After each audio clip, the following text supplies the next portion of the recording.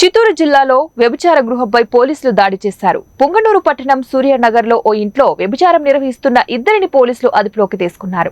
నిందితులు హరి, పుష్పలపై కేసు నమోదు చేసి దర్యాప్తు చేస్తున్నట్లు సిఐ రాఘవరెడ్డి వెల్లడించారు.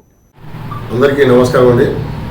ఈరోజు పుంగనూరు పట్టణంలో వ్యభిచారం జరుగుతున్నదని నాకు ఖచ్చితమైన సమాచారం రాగా వెంటనే ఈ విషయాన్ని నా పై అధికారులకు తెలిపి అదేవిధంగా నా సిబ్బంది సహాయంతో ఇద్దరు పెద్ద మనుషుల్ని నేను రిక్రూట్ చేసుకుని వెంటనే సూర్యనగర్లో ఎక్కడైతే జరుగుతున్నదో అక్కడికి వెళ్ళేసి ఎవరైతే ఇంటి ఓనర్ ఉన్నారో వాళ్ళకు హౌస్ సర్చ్ ప్రొసీడింగ్స్ చూపించడం జరిగింది. దాని తర్వాత వాళ్ళు హౌస్ రైడ్ చేయడం ఒప్పుకోగా వెంటనే నేను మరియు పెద్ద మనుషుల సమక్షంలో మా సిబ్బంది రైడ్ చేస్తే అక్కడ ఒక బెడ్రూమ్లో వ్యభిచారం జరుగుతూ ఉండే ఆ ఇద్దరిని పట్టుకోగా వాళ్ళిద్దరి పేర్లు ఒకరు వచ్చేసి వనమల్దినికి సంబంధించిన హరి, అదేవిధంగా అతను వ్యభిచారం చేస్తున్న ఆమె స్త్రీ పేరు వచ్చేసి తిరుపతికి చెందిన ఆమె పేరు మీకు ఇప్పుడు చెప్పలేను.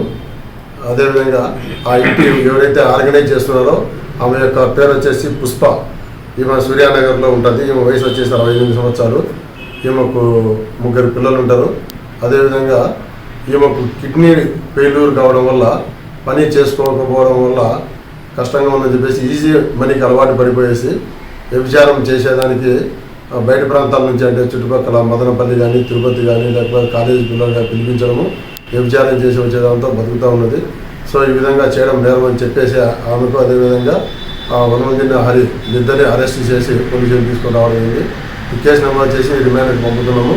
అదేవిధంగా పోలీసు వారి యొక్క విజ్ఞప్తి ఏంటంటే పుంగనూరు పట్టణంలో కానీ లేకపోతే పుంగనూరు మండలంలో ఎక్కడే కానీ అసాంఘిక కార్యకలాపాలు ఎవరైనా చేసినట్లయితే వారిపై కఠిన చర్యలు తీసుకుంటామని తెలియజేస్తున్నాము.